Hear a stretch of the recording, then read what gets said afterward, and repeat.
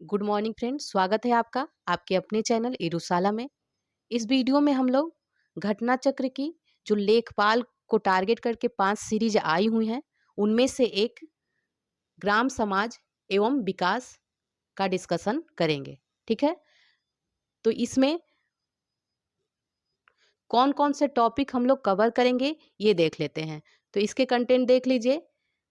इसमें 16 चैप्टर हैं और इसको हम लोग 10 वीडियो में कंप्लीट करेंगे। ठीक है, और इसमें जो चैप्टर दिए हुए हैं बहुत ही बेहतरीन दिया हुआ है। घटना चक्र के बारे में आपको पता ही है, बहुत बेहतरीन इसकी कंटेंट होते हैं। तो चलिए इसको स्टार्ट करते हैं। ये वीडियो आपके रिस्पॉन्स पर निर्भर करेगा। अगर आप चाहते हैं कि ये वीडियो सीरीज चलती रहे तो आप कमेंट करके हमें बताइएगा, तभी आगे इसकी सीरीज आएगी, नहीं तो ये स्टॉप कर दी जाएगी। तो अगर आप ये सीरीज चाह रहे हैं ग्राम विकास का, तो आप प्लीज़ कमेंट करके हमें बताएंगे। स्टार्ट करने से पहले चैनल को सब्सक्राइब कर लीजिए, बेल आइकन को प्रेस कर दीजिए ताकि आपको नए नए वीडियो का नोटिफिकेशन मिलता रहे। साथ ही वीडियो को लाइक कीजिए, शेयर कीजिए, कमेंट कीजिए। तो चलिए स्टार्ट करते हैं ग्राम समाज एवं विकास का चैप्टर 1। चलिए स्टार्ट करते हैं। ग्राम विकास भारतीय संदर्भ में एवं ग्राम विकास कार्यक्रम व प्रबंधन, ये चैप्टर 1 है। और इसमें हम लोग ग्राम विकास देखेंगे जो भारतीय संदर्भ में होगा, और इसके लिए ग्राम विकास के लिए जो कार्यक्रम चलाए गए और प्रबंधन कैसे किया गया, ये सभी इस चैप्टर में हम लोग देखेंगे। तो चलिए इसको स्टार्ट करते हैं। स्वतंत्रता के पश्चात भारत में नियोजन का महत्वपूर्ण उद्देश्य क्या रहा है? ग्राम विकास रहा है। ग्राम विकास में सरकार का दखल आवश्यक इस आधार पर माना जाता है कि बढ़ते हुए शहरीकरण के बावजूद आबादी का अधिकतर भाग गांवों में निवास करता है। अब देखेंगे ग्राम विकास क्या है। तो ग्राम विकास प्राकृतिक, भौतिक और मानवीय संसाधनों का उपयोग, सुरक्षा और संवर्धन है, जिसकी आवश्यकता मानव की परिस्थितियों में लंबे समय तक सुधार लाने के लिए है। ठीक है, तो इसकी आवश्यकता क्यों है? मानव जीवन की परिस्थितियों में लंबे समय तक सुधार लाने के लिए है। इसमें ग्रामीण क्षेत्रों के पर्यावरण को बरकरार और सुरक्षित रखते हुए नौकरी और आय के अवसरों का प्रावधान भी सम्मिलित है। भारत की स्वतंत्रता के समय ग्राम विकास की आवश्यकता क्या थी? तो स्वतंत्रता के समय भारत की अर्थव्यवस्था कृषि आधारित थी। आपको पता ही है कि उस समय हमारी जो अर्थव्यवस्था वो कृषि आधारित थी। जनसंख्या का लगभग 85% लोग ग्रामीण क्षेत्रों में रहते थे। वे अपनी आजीविका कृषि और अन्य कार्यों से चलाते थे। 20वीं सदी के प्रारंभ के पूर्वार्ध के वर्षों में कृषि की जो विकास दर थी केवल 0.3% थी। निरक्षरता 84% तक थी। मलेरिया, हैजा जैसे चेचक जैसी बीमारियां जो थी उसका सामना करने में जन स्वास्थ्य सुविधाएं बहुत कम थी। 1947 में मृत्यु दर कितना था? लगभग 27 प्रति हजार थी। तो प्रति हजार पे 27 थी।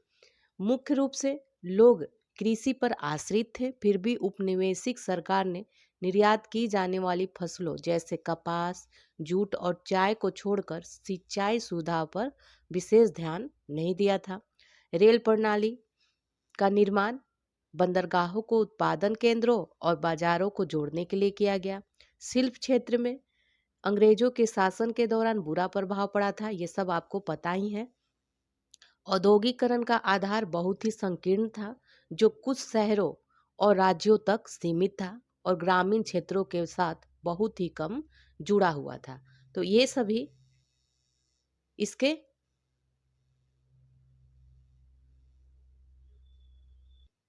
आवश्यकता को परिलक्षित करती है। अब हम लोग देखेंगे भारत में कृषकीय वर्ग। भूमि वर्ग की संरचना उस क्षेत्र की सामाजिक, आर्थिक, भौगोलिक, राजनैतिक व प्रशासनिक परिस्थितियों पर निर्भरता की वजह से भिन्न भिन्न थी। जो भूमि वर्ग की संरचना थी वो भिन्न भिन्न थी। भूमि नियंत्रण की प्रकृति व भूमि का उपयोग एक जगह से दूसरी जगह या एक ही जगह पर भिन्न भिन्न हो सकते हैं, जो उस क्षेत्र की उत्पादकता पर निर्भर होता है, जिसका कारण ज्यादातर मृदा के प्रकार, जल की उपलब्धता, उन्नत कृषि विधियों को अपनाने, दूर संचार का विकास, बाजार की ताकत का समेकन, राजनैतिक और प्रशासनिक व्यवस्था, ये सभी था।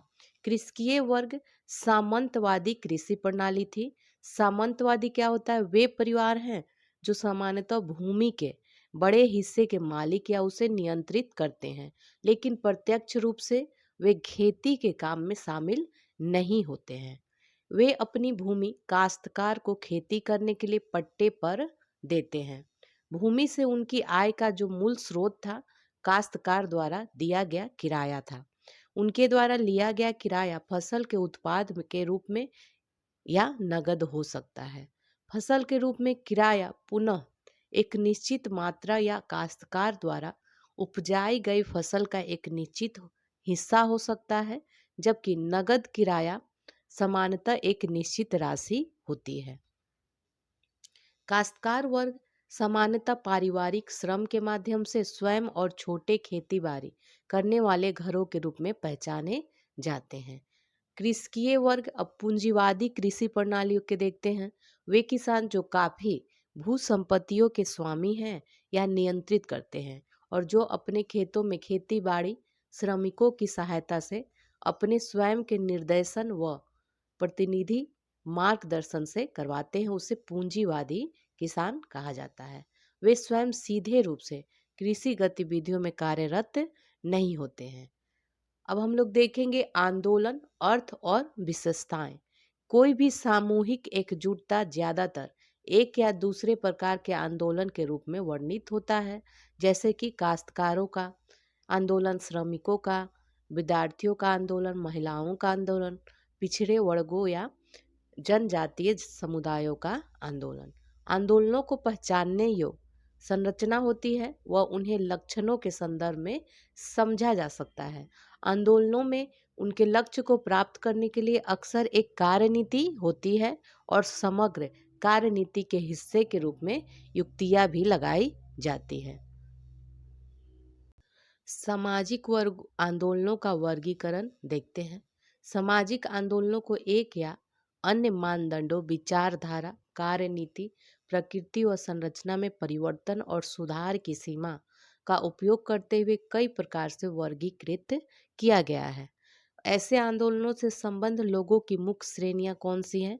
काश्तकार है, श्रमिक है, छात्र है, जाति समूह, महिलाएं, ये सभी आदि हैं। आंदोलन व परिवर्तन के विश्लेषण के लिए रूपरेखा। हम आंदोलन द्वारा परिवर्तन लाने या रोकने के लिए अपनाए गए साधनों के आधार पर दो वर्गों की पहचान कर सकते हैं। ये संस्थागत और गैर संस्थागत साधन होते हैं और व्यवस्था से संबंधित हैं, जो इस व्यवस्था को नियंत्रित करने वाली स्थापित शक्ति के द्वारा परिभाषित है। सामंतवादी विरोधाभासों से उठने वाले आंदोलन, जो 1950 के पहले था। कृषि भूमि संघर्ष, जो अंग्रेजों के काल में उत्पन्न हुआ, को सामान्यतः दो प्रमुख चरणों में वर्गीकृत किया जा सकता है। कौन कौन? तो अंग्रेजों के आगमन से 1857 तक और उसके बाद, जिसमें 1857 का विद्रोह भी सम्मिलित है। इसका प्रारंभ ज्यादातर जनजातियों व काश्तकारों द्वारा कम संगठित तरीके से हुआ और 1857 के बाद से 20वीं शताब्दी के पहले 50 वर्षों तक, जब हमारा देश आजाद हुआ तब तक, तो इसके विद्रोह में जो अंग्रेजों की आर्थिक और राजनैतिक नीतियां, अकाल के बार बार आने, नई भू राजस्व व्यवस्था जो काश्तकारों पर बोझ सिद्ध हुई, एक नए प्रशासनिक व्यवस्था और नए दीवानी नियमों की वजह से और तीव्र हुआ। सामंतवादी विरोधाभासों से उत्पन्न होने वाले आंदोलन, जो 1950 के बाद हुआ था। तो कुछ आंदोलन सामंतवादी विरोधाभासों से उत्पन्न हुए क्योंकि भूमि सुधारों का कार्यान्वयन धीमा था और उसकी वृद्धि सामंतवादी शक्तियों के साथ अफसरशाही और नेताओं के छुपे सहयोग से बाधित थी। ठीक है। इसमें देखेंगे ग्राम दान। 1950 में जो ग्राम दान था, स्वतंत्रता प्राप्ति और गांधी जी की मृत्यु के पश्चात तिभागा या तेभागा व तेलंगाना आंदोलनों की समाप्ति पर भूदान आंदोलन का उदय हुआ, जो बाद में ग्राम दान आंदोलन में परिवर्तित हो गया। ग्राम दान व भूदान आंदोलन गांधी जी की परिकल्पना के विस्तार थे, जिसमें संपत्ति के निजी स्वामित्व को न्यास की संपत्ति में बदलना था।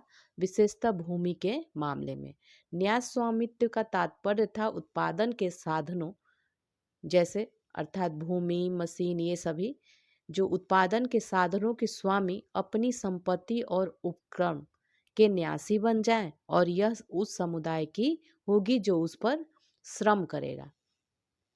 विनोबा भावे का भूदान आंदोलन नालगोंडा से प्रारंभ हुआ, जो तेलंगाना आंदोलन की जन्म स्थली थी। इसने काश्तकारी व कृषि श्रमिकों के शोषित वर्ग के लिए उत्पादन व वितरण की वैकल्पिक समतावादी व्यवस्था के लिए संरचनात्मक विकल्प बनाने का प्रयास किया, जिससे सामंतवादी कृषि भूमि व्यवस्था को बदला जा सके।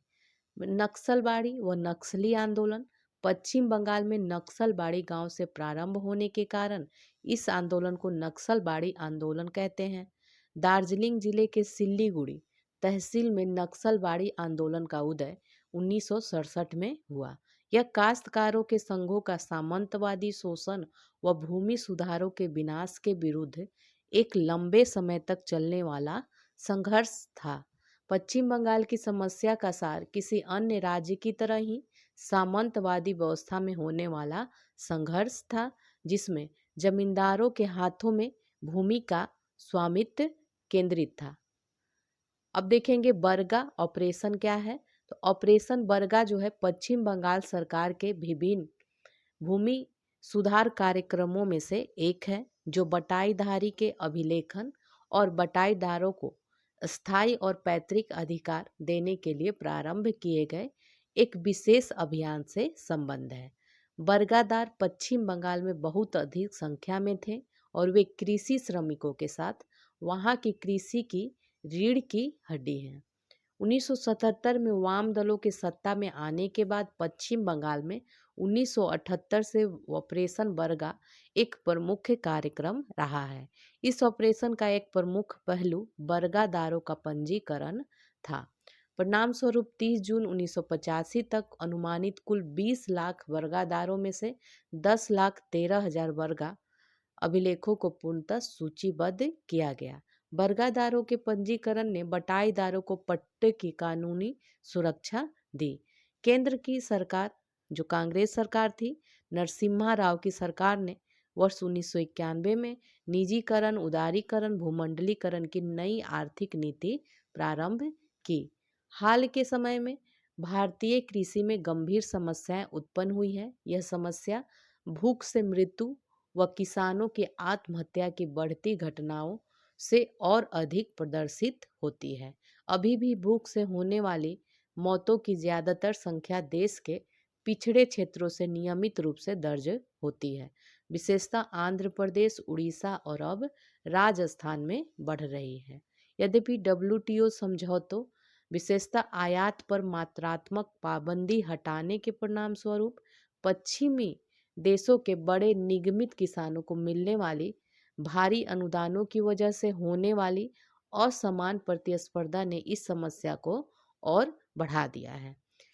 AIKSS ने उत्तर प्रदेश के फैजाबाद, वर्तमान अयोध्या में नई कृषि नीति के विरोध में मार्च 2001 में काश्तकारों का एक सम्मेलन आयोजित किया। इसके बाद लुटेरा भगाओ कृषि बचाओ अभियान शुरू हुआ, जिसमें WTO के विरोध में स्वतंत्रता के चार्टर पर बहुत अधिक लोगों के हस्ताक्षर एकत्रित किए गए। सितंबर 2001 में ऋण से स्वतंत्रता का एक प्रभावशाली सम्मेलन पंजाब के मनसा में आयोजित किया गया। अब देखेंगे ग्राम विकास प्रशासन। हमारे देश में ग्राम विकास की दिशा आवश्यक रूप से ग्रामीण क्षेत्रों को एकीकृत विकास, ग्रामीण व्यवस्था और समाज के रूपांतरण तथा आधुनिकीकरण एवं गरीबी उन्मूलन की ओर होनी चाहिए। इस उद्देश्य के लिए हमें ग्रामीणों, विशेषकर निर्धन ग्रामीणों के लाभ के लिए विशिष्ट रूप में कार्यक्रम लागू करने के लिए संसाधनों का संगठन और उनके आवंटन की आवश्यकता है। भारत जैसे देश में बदलाव लाने के इस कार्य को पूरा करने के लिए 3 स्थितियों का होना आवश्यक है।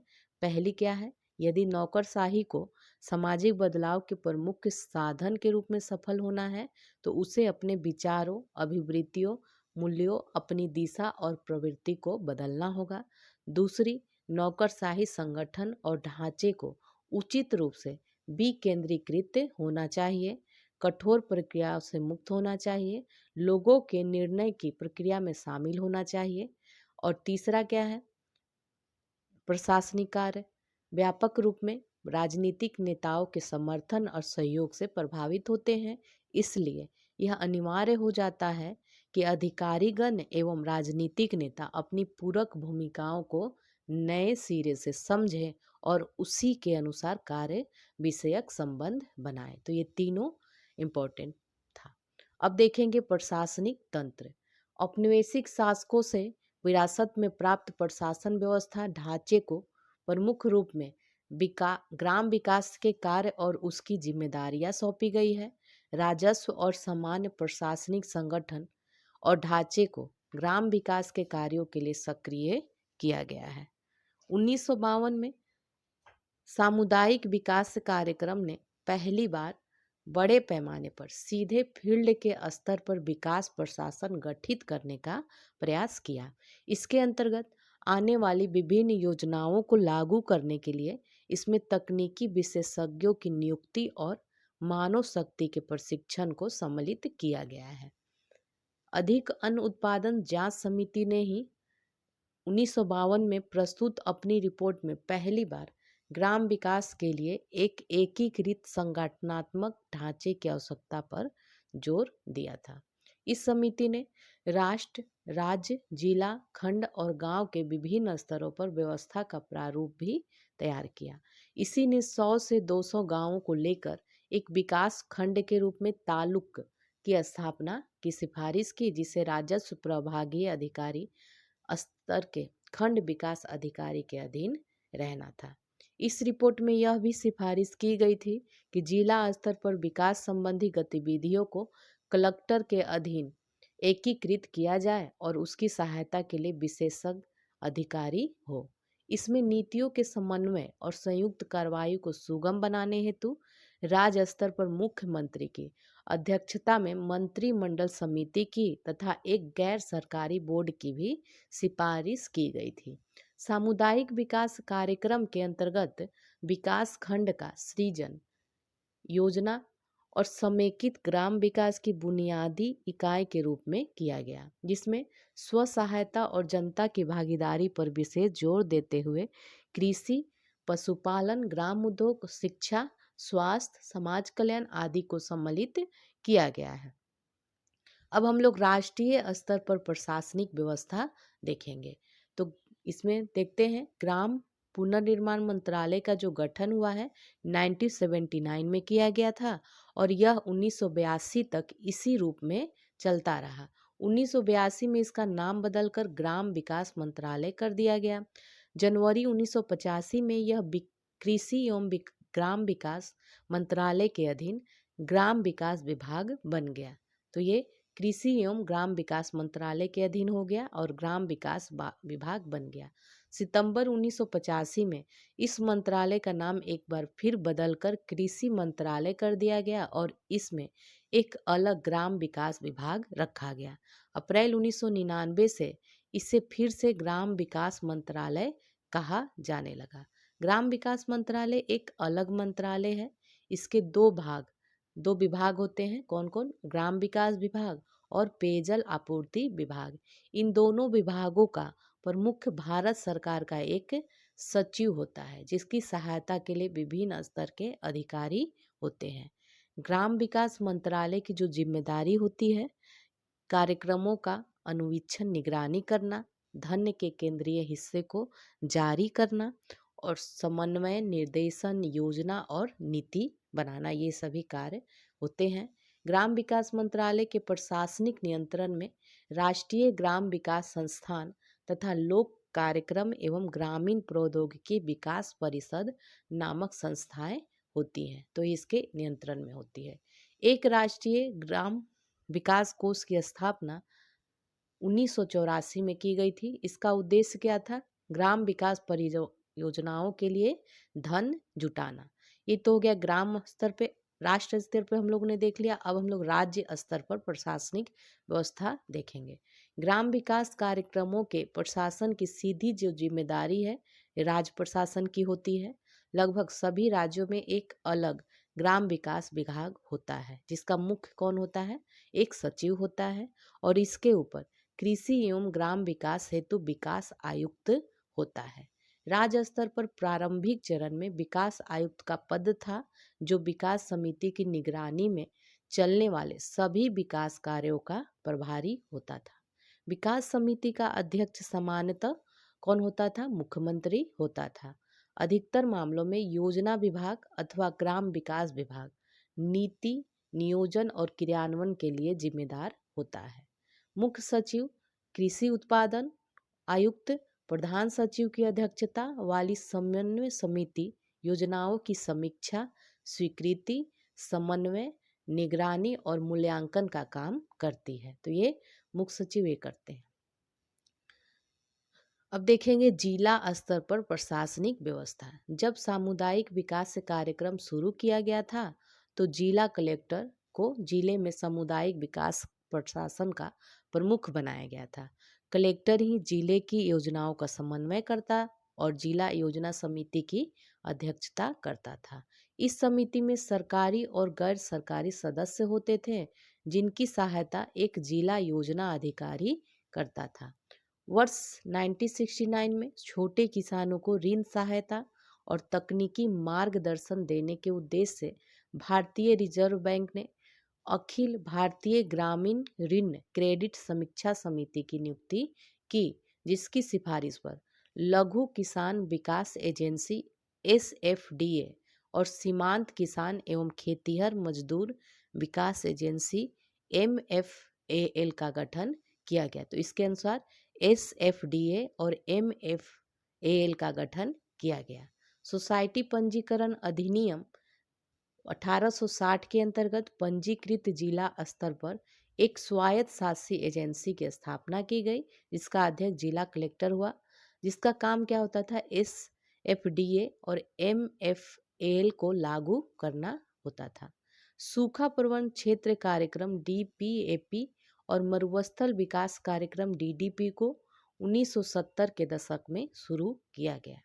अब हम लोग देखेंगे खंड और गांव के स्तरों पर प्रशासनिक व्यवस्था। सामुदायिक विकास कार्यक्रम के अंतर्गत विकास खंड का निर्माण योजना और समेकित ग्राम विकास की बुनियादी इकाई के रूप में किया गया। इसमें कृषि और संबंध गतिविधियां जैसे शिक्षा, स्वास्थ्य, समाज कल्याण आदि भी शामिल थीं। खंड प्रशासन में खंड स्तर पर एक अधिकारी अर्थात खंड विकास अधिकारी BDO को रखा गया। भारत सरकार ने सामुदायिक विकास परियोजनाओं और राष्ट्रीय विस्तार सेवाओं की समीक्षा के लिए 1957 में बलवंत राय मेहता समिति की नियुक्ति की। इस दल ने यह सुझाव दिया कि ऊपर जिला स्तर, मध्य में खंड स्तर और नीचे ग्राम स्तर को लेते हुए परस्पर संबंध त्रिस्तरीय ढांचे में खंड की एक बुनियादी इकाई तक सत्ता का विकेंद्रीकरण किया जाए। खंड स्तर पर विकास कार्यक्रमों की समीक्षा BDO की अध्यक्षता में ग्राम स्तरीय कर्मचारियों और अन्य खंड कर्मचारियों की बैठक में पाक्षिक आधार पर की जाती है। खंड के सभी कार्यकलापों की समीक्षा भी उसके प्रधान की अध्यक्षता में पंचायत समिति की आम समिति की तिमाही बैठक में की जाती है, जहां BDO सदस्य सचिव की हैसियत में उपस्थित रहता है। ऋण या क्रेडिट आपूर्ति और समन्वय की समीक्षा के लिए एक खंड स्तरीय समन्वय समिति होती है। इसकी बैठक एक नियत तारीख में महीने में एक बार होती है। पंचायत समिति का प्रधान इसका अध्यक्ष होता है। देखेंगे अब जिला ग्राम विकास एजेंसी DRDA का सृजन कैसे हुआ। तो ग्राम विकास मंत्रालय ने यह सिफारिश की थी कि जिला स्तर पर नियोजन और क्रियान्वयन एजेंसी की भूमिका जिला ग्राम विकास एजेंसी DRDO को निभानी चाहिए। इस एजेंसी का अध्यक्ष कलेक्टर, उपायुक्त अथवा जिला मजिस्ट्रेट हो सकता है। जिला ग्राम विकास एजेंसियों का गठन स्वायत्त शासी एजेंसियों के रूप में छठी योजना के प्रारंभ में हुआ, जब देश के सभी खंडों में आईआरडीपी और एनआरईपी की शुरुआत की गई। जिले के कार्यक्रमों के नियोजन, क्रियान्वयन, निगरानी और मूल्यांकन की जो प्रभारी जिला विकास एजेंसी की होती है। डीआरडीए के अध्यक्ष को एजेंसी की सहायता के लिए एक कार्यकारिणी समिति के गठन का अधिकार होता है। समिति में सदस्य की हैसियत से जिला स्तर के अधिकारी होते हैं। ग्राम विकास मंत्रालय ने जिला कलेक्टर की अध्यक्षता में एक जिला विकास समिति के गठन का भी सुझाव दिया था। इसका मुख्य कार्य होता है जिला स्तर के सभी विभागों और खादी ग्राम उद्योग बोर्ड, जिला उद्योग केंद्र और बैंकों जैसी अन्य एजेंसियों के काम में तालमेल स्थापित करना। यह समिति जिले में चल रहे विभिन्न कार्यक्रमों की कार्यप्रणाली की समीक्षा और कार्यक्रम के क्रियान्वयन और प्रशासन संबंधी दैनिक समस्याओं का निपटारा भी करती है। जिला योजना समिति क्या है? तो डीपीसी 74वें संविधान संशोधन अधिनियम के अनुच्छेद 243 जेड डी के तहत प्रत्येक जिला में एक जिला योजना समिति के गठन का दायित्व राज्य सरकार को सौंपा है। इसका काम है ग्रामीण क्षेत्रों के लिए पंचायती राज संस्थाओं और शहरी वर्ग के लिए शहरी नागरिक तथा विकास निकायों के बीच प्रभावी समन्वय के माध्यम से शहरी और ग्रामीण दोनों क्षेत्रों में लागू होने वाली मिली जुली योजनाएं तैयार करें। जिला परिषद का अध्यक्ष होता है जिला योजना समिति का अध्यक्ष होता है। जो जिला परिषद का अध्यक्ष होता है वही जिला योजना समिति का अध्यक्ष होगा। पंचायती राज संस्थाओं के तीसरे स्तर ग्राम पंचायत को यह जिम्मेदारी सौंपी गई कि वे विकास योजनाओं की पहचान करें और उसकी प्राथमिकता तय करते हुए उसी के अनुसार ग्राम सभा की स्वीकृति से उसकी योजना तैयार करें। ठीक है। अब हम लोग देखेंगे लोक कार्यक्रम एवं ग्रामीण प्रौद्योगिकी परिषद कपाट क्या है। हाल के वर्षों में गैर सरकारी संगठनों ने भी ग्रामीण क्षेत्रों में विकास कार्यक्रमों को लागू करने की पहल की है। कई मामलों में इसके लिए उन्हें सरकार से सहायता अनुदान भी प्राप्त हुआ है। ग्राम विकास में स्वैच्छिक कार्य को बढ़ावा देने के लिए 1986 में पूर्ववर्ती people's action for development India और council for advancement of rural technology को मिलाकर एक नोडल एजेंसी लोक कार्यक्रम एवं ग्रामीण प्रौद्योगिकी विकास परिषद कपाट का गठन किया गया, जहां पीएडीआई की स्थापना स्वैच्छिक संस्थाओं को ग्राम विकास के क्षेत्र में सहायता प्रदान करने के लिए हुई थी। वहीं सीएआरटी का गठन 1982 में प्रयोगशाला में विकसित प्रौद्योगिकी को स्वैच्छिक एजेंसियों के स्तर पर व्यवहार में लाकर उन्हें ग्रामीण क्षेत्रों में तेजी से प्रसारित करने के उद्देश्य से हुआ था।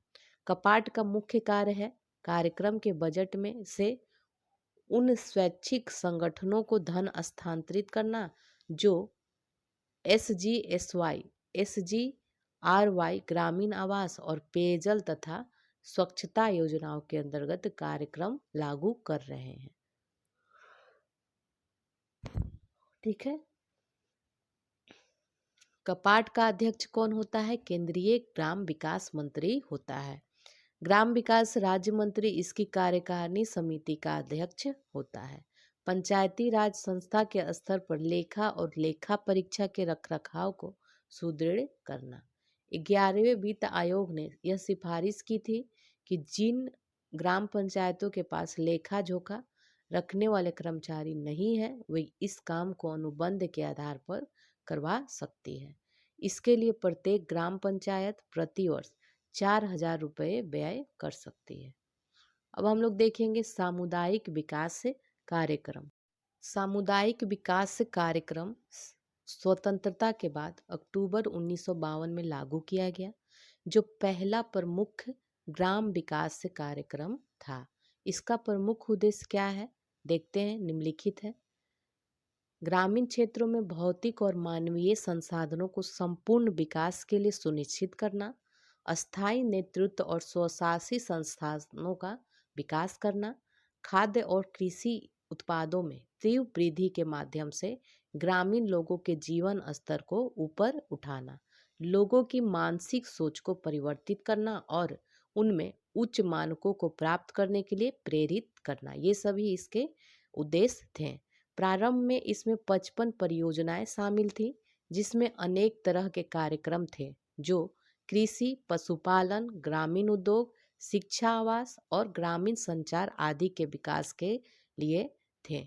अक्टूबर 1953 में राष्ट्रीय विस्तार सेवाएं प्रारंभ की गई, जिसमें कर्मचारियों की संख्या कम थी और सीमित आर्थिक प्रावधान अधिक थे, जिसमें जिससे विकास कार्य स्व सहायता प्रयासों के आधार पर आगे बढ़े। प्रारंभ में राष्ट्रीय विस्तार सेवाएं 3 वर्ष के लिए शुरू किए गए थे, जिसमें प्रत्येक विकास केंद्र के लिए कृषि, पशुपालन, ग्रामीण संचार और सामाजिक शिक्षा परियोजना पर ध्यान रखने के लिए 4.5 लाख रुपए का प्रावधान था। 3 वर्षों के पश्चात जो खंड राष्ट्रीय विस्तार सेवाओं में थे, उन्हें सामुदायिक विकास कार्यक्रम खंडों में रूपांतरित किया गया, जिसमें सहकारिता, स्वास्थ्य और सफाई, ग्रामीण उद्योग, आवास इत्यादि अन्य गतिविधियों के साथ कृषि में सघन विकास कार्यक्रम चलाने के लिए 15 लाख रुपए का प्रावधान 3 वर्षों तक के लिए था। पहली बार राष्ट्रीय, राज्य, जिला, ब्लॉक और ग्रामीण स्तर पर व्यवस्थित प्रशासनिक तंत्र की स्थापना हुई। इसकी विकास की गतिविधियां मौजूदा प्रशासनिक तंत्र की राजस्व एकत्र करने की गतिविधि से पूरी तरह से भिन्न थी। विकास को जन केंद्रित माना गया, नियोजन के महत्व और विकास के अंतर विषयक प्रयासों को भी पहचाना गया, प्रशिक्षित कर्मचारियों की नियुक्ति के अंतर विषयक प्रयासों को भी पहचाना गया, प्रशिक्षित कर्मचारियों की नियुक्ति और तकनीक और प्रौद्योगिकी आदानों के संयोजन को भी महत्व दिया गया। कृषि में नई तकनीकों को लागू किया गया। इसका विचार यह था कि ये तकनीकें पारंपरिक तकनीक की तुलना में बेहतर प्रदर्शन करेगी।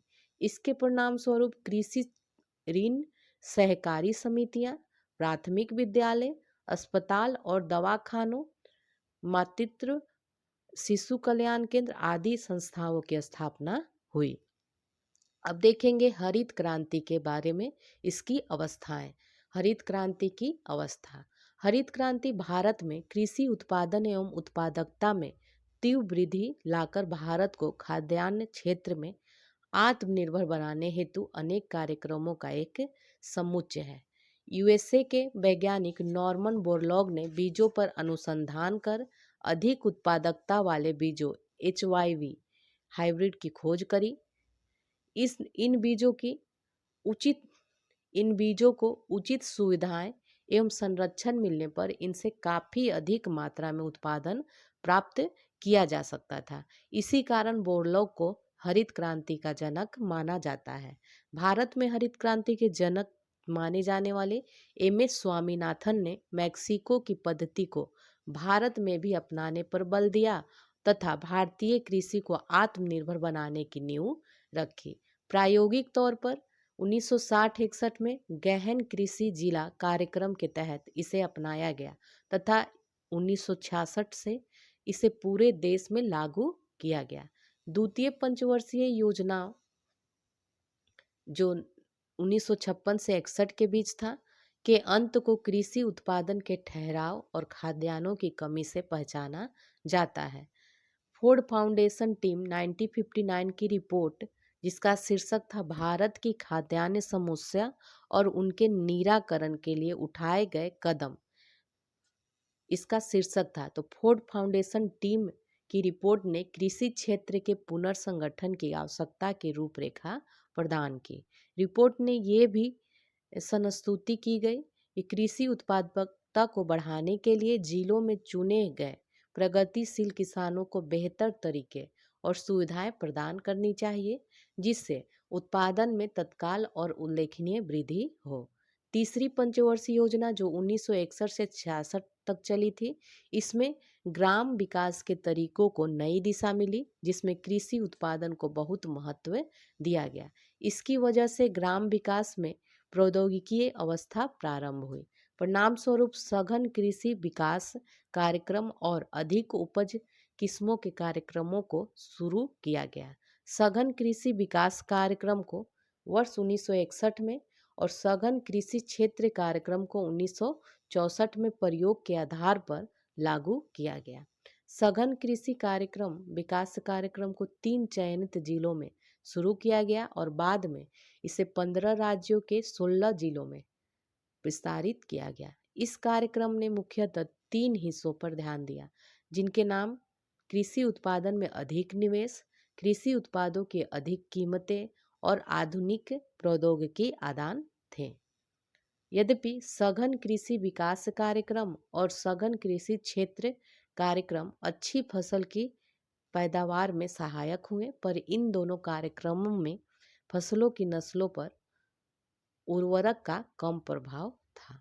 1963 में उच्च श्रेणी के बीजों को अपनाए जाने में वृद्धि हुई, जो गेहूं की मैक्सिको की किस्मों और धान की ताइचुंग की स्थानीय किस्म के परिचय से हुई। मैक्सिको के बीज में सिंचित भूमि में 10 टन प्रति हेक्टेयर उत्पादन की क्षमता पाई गई, जबकि मौजूदा किस्म की पौधा जो पैदावार थी 1.2 टन थी। एक और परिवर्तन आई, आर R8 धान और उच्च पैदावार किस्मों जैसे ज्वार, बाजरा और मक्का को अपनाने से आया। उच्च पैदावार वाली किस्मों के बीजों को इस तरह से तैयार किया गया कि वे पानी और उर्वरक के प्रति संवेदनशील हो।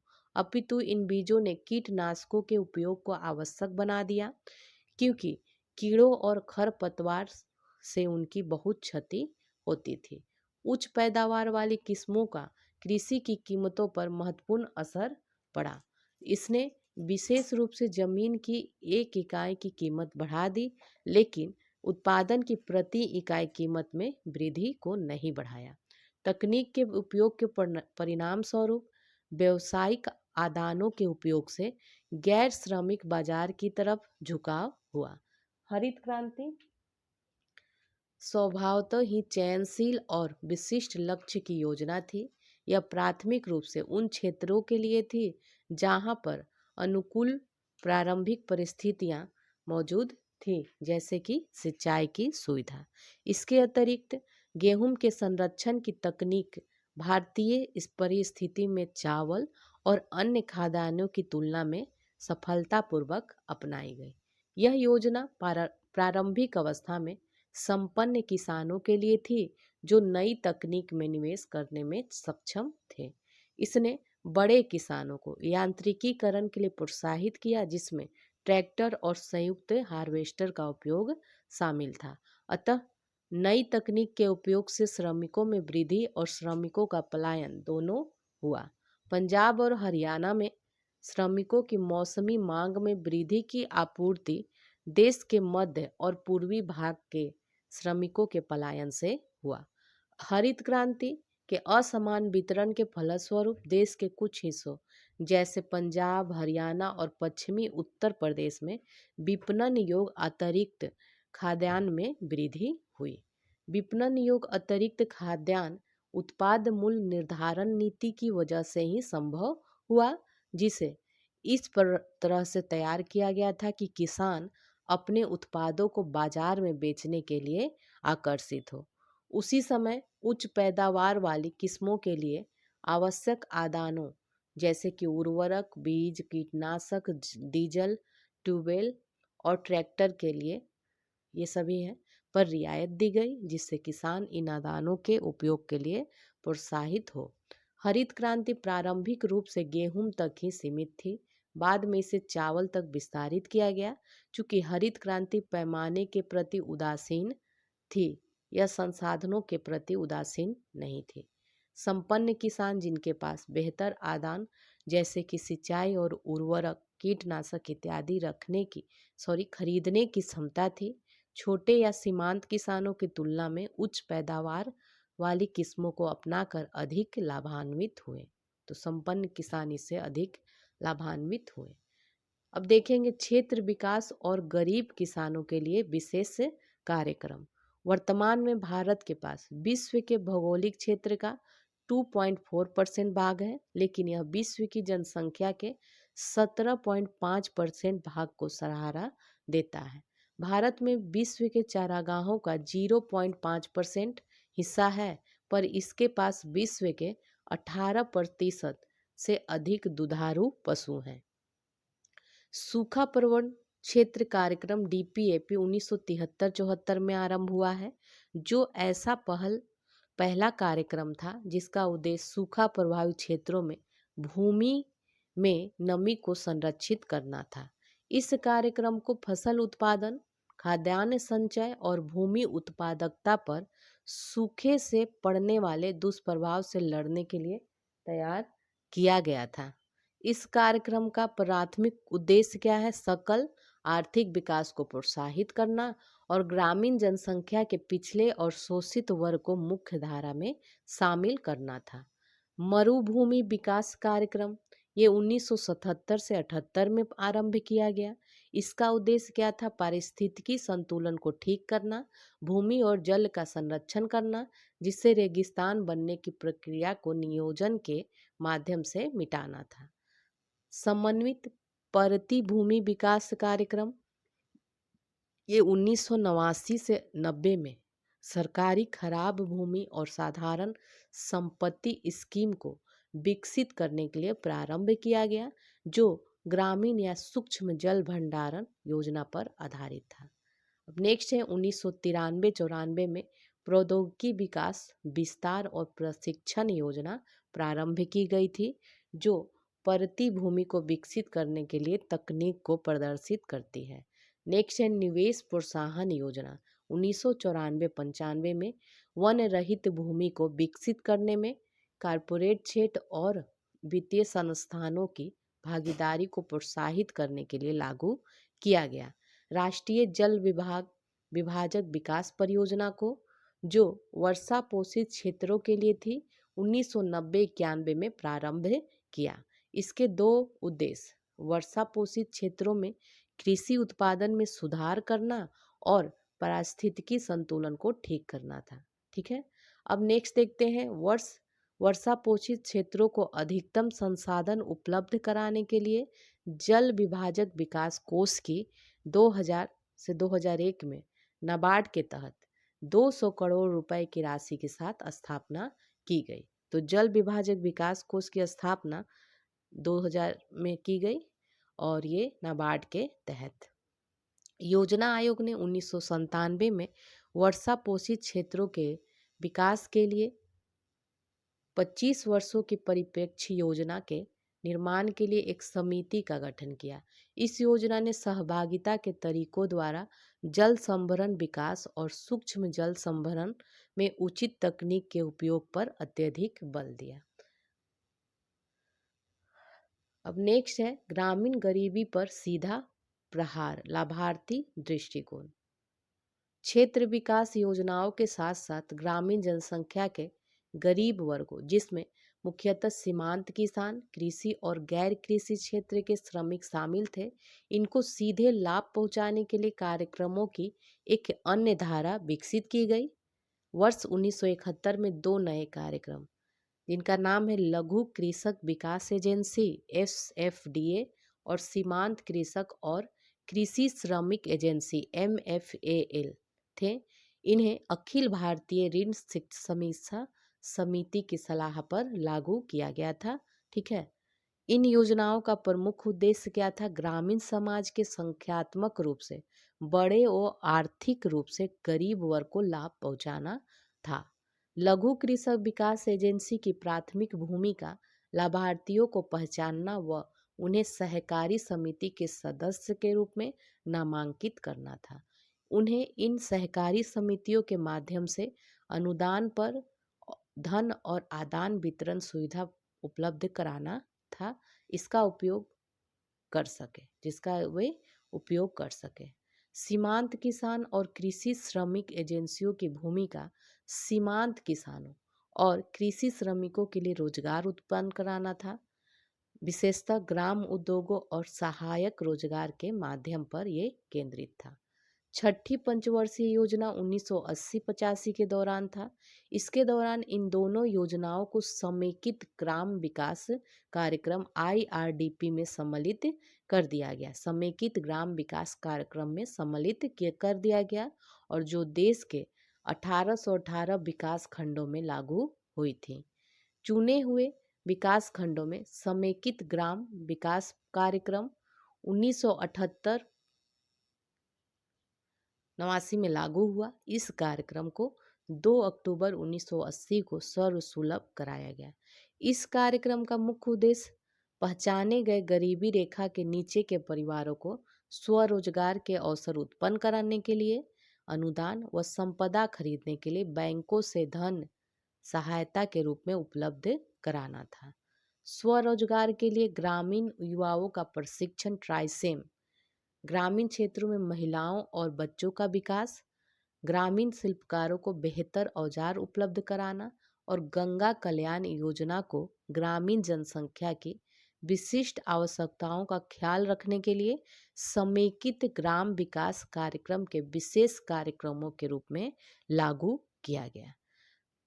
स्वराज कार्यक्रम के कम प्रभाव के कारण वर्ष 1997 में स्वरोजगार और मजदूरी रोजगार कार्यक्रमों के पुनरावलोकन के लिए एक समिति का गठन हुआ। यह पाया गया कि समेकित ग्राम विकास कार्यक्रम की कई उप योजनाओं को एकाकी कार्यक्रमों की तरह बिना किसी वांछित संपर्कों के कार्यान्वित किया गया।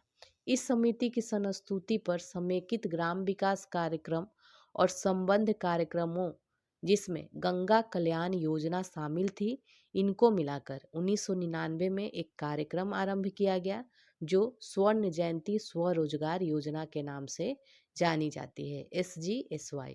स्वर्ण रोजगार जयंती ग्राम रोजगार योजना जो है को एक पूर्ण योजना के रूप में जो सूक्ष्म निकायों को प्रोत्साहित करने, ग्रामीण गरीबों का स्व सहायता समूहों के रूप में क्षमता निर्माण गतिविधि समूहों का चयन करने, आधारभूत संरचना में सहयोग, तकनीक, ऋण और विपणन संपर्कों का इस कार्यक्रम के आवश्यक अवयव के रूप में निर्माण किया गया। स्वर्ण जयंती ग्राम रोजगार योजना में आवश्यकता और गतिविधि समूहों के महत्व की पहचान करने, कमजोर वर्ग, महिलाएं और अनुसूचित जाति अनुसूचित जनजाति के सुरक्षा के उपाय को शामिल किया गया। इस योजना में अनुसूचित जाति और जनजाति के लिए 50% लाभ सुनिश्चित किए गए। समान वर्ग के व्यक्तिगत लाभार्थी के लिए अनुपूर्ति परियोजना की लागत की 30% जो अधिकतम 7500 रुपये हो सकती है और अनुसूचित जाति जनजाति के मामले में यह परियोजना 50% जो अधिकतम 10,000 रुपये तक हो सकती है और इसकी अधिकतम सीमा 1,25,000 रुपये होगी। तो ये था उस। अब हम लोग आगे देखते हैं मजदूरी रोजगार कार्यक्रम। मजदूरी रोजगार कार्यक्रम गरीबी निवारण कार्यक्रम का महत्वपूर्ण अव्यय है। इसका लक्ष्य कृषि के मौसम के बाद के खाली समय में और बाढ़ व सूखे व अन्य प्राकृतिक आपदाओं के समय में भी रोजगार के अवसर उपलब्ध कराना है। तो मजदूरी रोजगार कार्यक्रम का ये उद्देश्य है। इन कार्यक्रमों से ग्रामीण आधारभूत संरचनाओं के निर्माण से आर्थिक गतिविधियों को सहयोग और मजदूरी करने वाले श्रमिकों की अतिरिक्त मांग उत्पन्न होती है। राष्ट्रीय ग्रामीण रोजगार कार्यक्रम NREP और ग्रामीण भूमिहीन रोजगार गारंटी कार्यक्रम को छठी व सातवीं पंचवर्षीय योजनाओं में प्रारंभ किया गया। इन दोनों कार्यक्रमों को अप्रैल 1989 में जवाहर रोजगार योजना के साथ मिला दिया गया। जवाहर रोजगार योजना क्या है? बेरोजगारों और कम रोजगार वाले ग्रामीणों के लिए अर्थपूर्ण रोजगार के अवसर उत्पन्न करने के लिए आर्थिक ढांचे व सामुदायिक व सामाजिक संपदा उत्पन्न करने के रूप में प्रारंभ किया गया है। प्रारंभ में जवाहर रोजगार योजना के अंतर्गत इंदिरा आवास योजना व 10 लाख कुओं की स्कीम भी सम्मिलित थी। इन दोनों स्कीमों को 1996 में दो स्वतंत्र स्कीमें बना दिया गया। जवाहर रोजगार योजना अपनी सहयोगी स्कीमों के साथ रोजगार की उत्पत्ति, वास्तविक मजदूरी में वृद्धि और उपयोगी सामुदायिक संपदा के निर्माण का कारण बनी। इसके कोष का अधिकतम हिस्सा सड़कों और भवनों के निर्माण पर खर्च किया गया। समेकित ग्राम विकास कार्यक्रम के विपरीत यह स्वलक्षित कार्यक्रम था, जिसका लाभ जनसंख्या के निचले तबकों को हुआ। उत्पन्न रोजगार का 47% से ज्यादा लाभ अनुसूचित जाति और जनजाति को हुआ। जवाहर रोजगार योजना के एक प्रमुख भाग के रूप में 1 अप्रैल 1999 को जवाहर ग्राम समृद्धि योजना का प्रारंभ किया गया। यह ग्रामीण आर्थिक ढांचे के निर्माण का कार्यक्रम है, जिसका द्वितीय लक्ष्य क्या है? रोजगार उत्पत्ति था। सुनिश्चित रोजगार योजना ये 2 अक्टूबर 1993 में सूखा प्रभावित क्षेत्रों और मुख्यतः जनजातीय और पर्वतीय क्षेत्रों के विकास खंडों में प्रारंभ की गई। इसे वर्ष 1997-98 में सभी विकास खंडों में विस्तारित कर दिया गया। सुनिश्चित रोजगार योजना क्या है? ये सुनिश्चित रोजगार योजना को गैर कृषि के मौसम में श्रम वाले कार्यों के रूप में रोजगार उपलब्ध कराने के लिए डिजाइन किया गया। प्रारंभ में यह योजना मांग के अनुसार चलता था, लेकिन 1999 से राज्यों को गरीबी के आधार पर संसाधन आवंटित किए गए। ठीक है। अब काम के बदले अनाज कार्यक्रम, इसे 2000 से 2001 में सुनिश्चित रोजगार योजना के एक हिस्से के रूप में देश के 845 सूखा प्रवण क्षेत्रों में प्रारंभ किया गया। इस कार्यक्रम का लक्ष्य क्या था? खाद्यान्न सुरक्षा को मजदूरी रोजगार से जोड़ना था। अब हम लोग देखेंगे ग्राम विकास कार्यक्रमों की तत्कालीन स्थिति और उत्पन्न चुनौतियां। तो नवीं पंचवर्षीय योजना 1997 से 2002 के अंत व 10वीं पंचवर्षीय योजना के प्रारंभ में विभिन्न केंद्र प्रायोजित योजनाओं की कमजोरियों को ध्यान में रखते हुए ग्राम विकास की इन योजनाओं का पुनर्गठन और विलय किया गया। जवाहर ग्राम समृद्धि योजना, तो ये सुनिश्चित रोजगार योजना और काम के बदले अनाज योजना, समेकित ग्राम विकास कार्यक्रम तथा उसकी सहयोगी योजनाओं ट्राइसेम ड्वाकारा का पुनर्गठन और विलय करके नई स्वर्ण जयंती ग्राम रोजगार योजना 1 अप्रैल 1999 को बनाई गई। इस योजना का मूल उद्देश्य क्या था? मूल उद्देश्य रोजगार सृजन, ग्रामीण क्षेत्रों में दीर्घकालिक आर्थिक ढांचे का सृजन और गरीबों के लिए भोजन और पोषण सुरक्षा का प्रावधान था। स्वर्ण जयंती ग्राम रोजगार योजना का उद्देश्य गरीबों को गरीबी की रेखा के ऊपर लाने के लिए बैंक ऋण और सरकारी अनुदान के माध्यम से आय उत्पन्न करने वाली संपदा उपलब्ध कराना था। ठीक है। अब हम लोग देखेंगे भारत में ग्राम विकास कार्यक्रम घटनाक्रम। ठीक है। यहाँ पे वर्ष और कार्यक्रम दिया हुआ है और यहाँ मुख्य उद्देश्य और कार्यक्रम के जो घटक हैं वो है, और यहाँ पे उपलब्धियाँ, संक्षिप्त उपलब्धियाँ और अनुभव क्या क्या मिला। ठीक है। तो इसको एक एक करके अब हम लोग देखेंगे। तो ये पहले के कार्यक्रम है। इसमें देखते हैं सामुदायिक विकास कार्यक्रम CDP और राष्ट्रीय विस्तार सेवा 1952 में। तो इसका मुख्य उद्देश्य क्या था? स्थानीय स्तर पर आधारभूत ढांचे का निर्माण और शिक्षा एवं स्वास्थ्य का प्रावधान कर मानव संसाधन विकास में निवेश द्वारा ग्रामीण क्षेत्रों में आर्थिक व सामाजिक जीवन में स्फूर्ति लाना। यह कार्यक्रम सुपरिभाषित भौगोलिक क्षेत्रों अर्थात समुदाय विकास खंडों में लागू किया गया। और उपलब्धियां क्या रही? प्रायोगिक चरण में उन अनेक CD खंडों में उत्साहजनक परिणाम प्राप्त हुआ। जब इस कार्यक्रम को सारे देश में लागू किया तो सामाजिक आर्थिक प्रणाली की कमियां नजर आने लगी। कार्यक्रम को समुचित प्रौद्योगिकी और संस्थागत सुधार का समर्थन प्राप्त नहीं हुआ और देश के किसी भी भाग में गरीबी उन्मूलन पर इसका कोई प्रभाव नहीं पड़ा। तो ये उसकी उपलब्धियां और उससे मिला अनुभव था। अब हम लोग भू सुधार देखेंगे। भू सुधार तो ये 1955 1956 से 66 के बीच हुआ है। इसका उद्देश्य था काश्तकारी सुधार, जमींदारी उन्मूलन, भूमि संगठन और भूमिहीन गरीबों, सीमांत किसानों में भूमि का वितरण कर भूमि का पुनः वितरण करना था इसका उद्देश्य। और पाए क्या, क्योंकि यह राज्य का विषय था इसलिए सुधार की प्रारंभिक गति मंद रही, भूमि का वितरण आशा से बहुत कम हुआ, वितरित भूमि सीमांत और अनु अनुत्पादक थी, छोटे काश्तकारों की स्थिति में कोई खास अंतर नहीं आया। वर्ष 1990 में भू सुधार में कोई परिवर्तन नहीं आया। अब देखेंगे कृषि विकास कार्यक्रम। इसमें 3 ठो है, तो 3 जो है देखते हैं इसको। 3 पहला है इसमें गहन कृषि क्षेत्र विकास कार्यक्रम IAADP। दूसरा है इसमें गहन कृषि विकास कार्यक्रम IADP। और तीसरा है उच्च उत्पादन देने वाले बीजों का कार्यक्रम HYV। तो इसका उद्देश्य था 50 के दशक के अंत और 60 के दशक के शुरू में खाद्यान्न में कमी से अधिक अन्न उपजाऊ अभियान को बल मिला। उच्च उत्पादन देने वाले बीजों और सिंचाई में वृद्धि से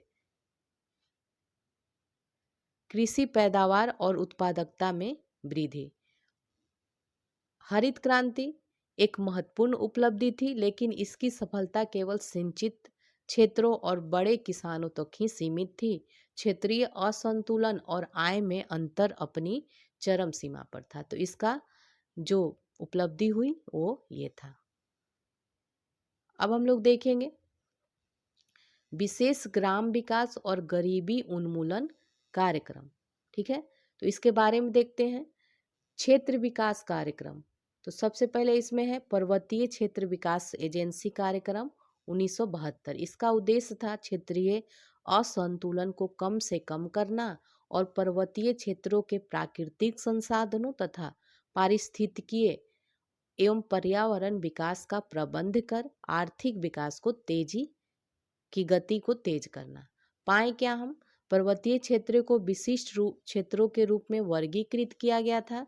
सभी उत्तर पूर्वी राज्यों जम्मू कश्मीर, हिमाचल प्रदेश और सामान्य क्षेत्र जैसे तमिलनाडु, पश्चिम बंगाल, महाराष्ट्र, केरल, गोवा, कर्नाटक और उत्तर प्रदेश, ये सभी उसकी अनुभव रहे।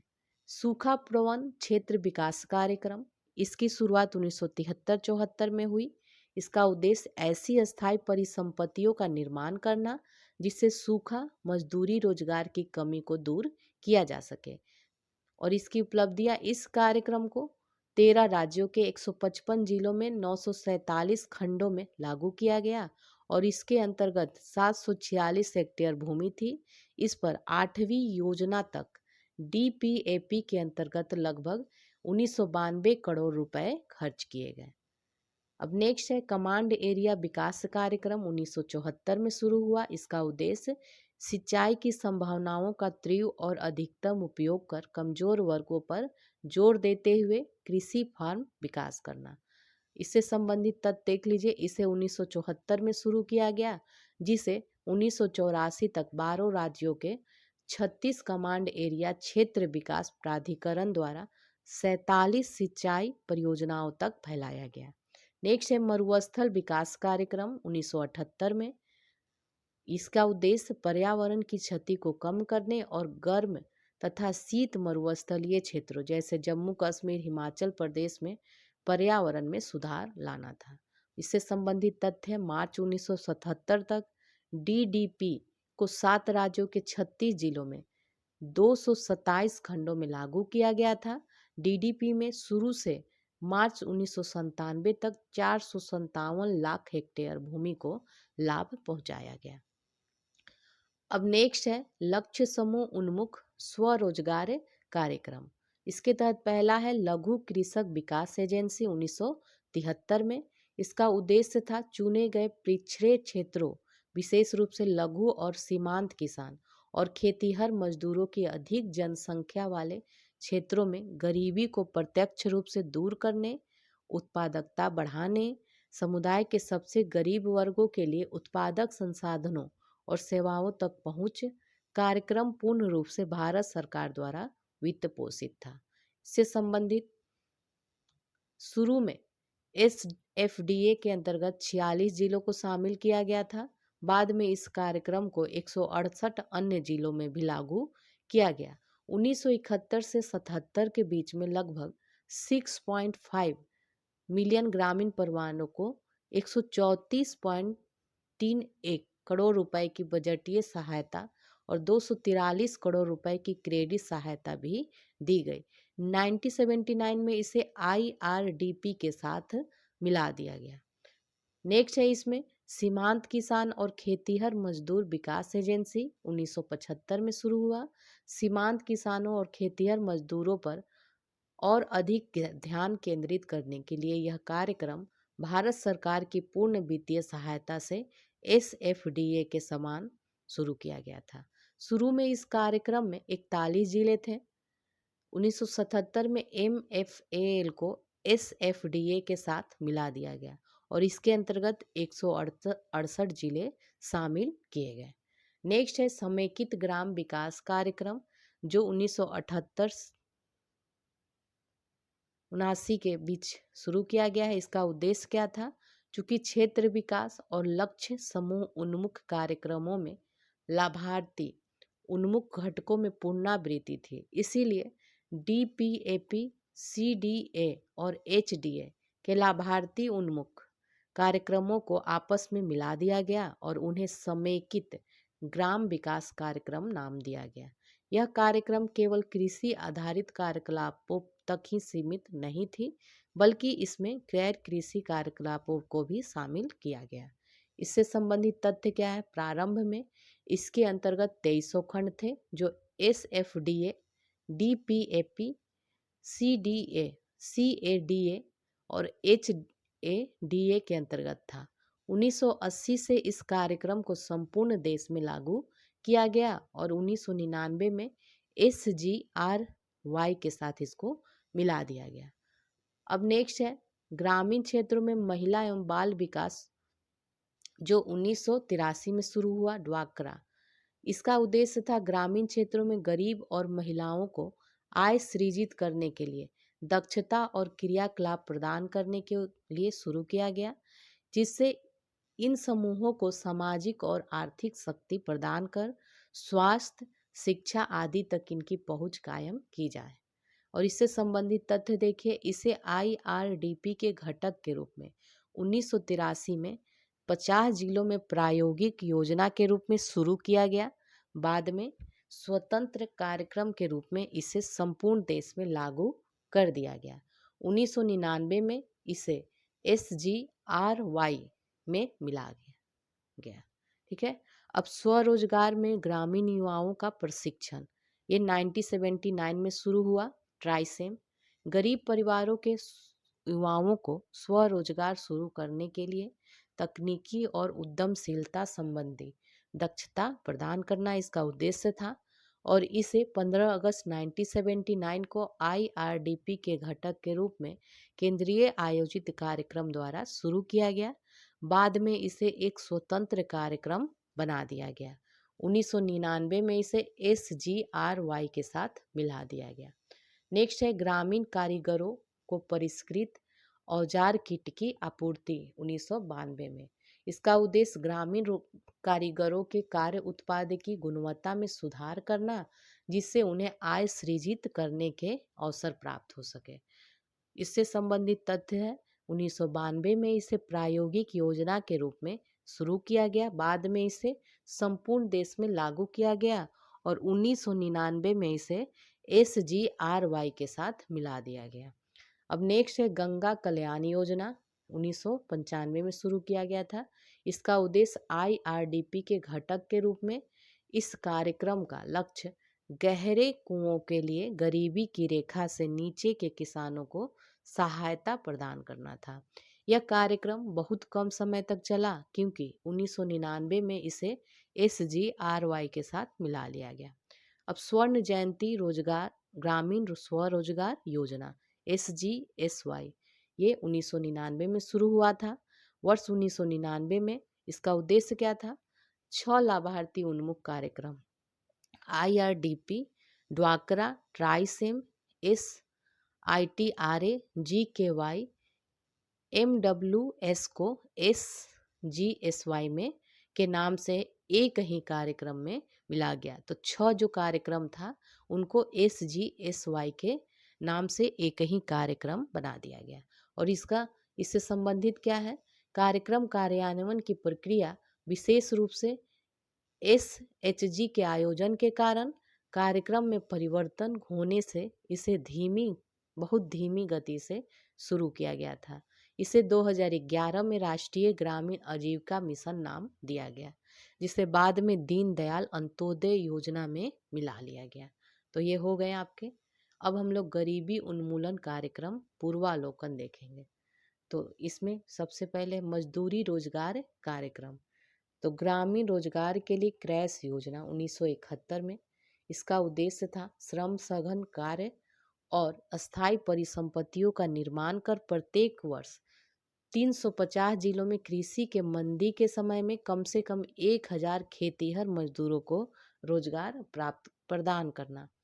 और इसका संबंधित तथ्य है, इसे 1971 में 50 करोड़ रुपए प्रति वर्ष की योजना के साथ शुरू किया गया और इसके अंतर्गत 316 मिलियन श्रमिक दिवस का रोजगार सृजित किया गया।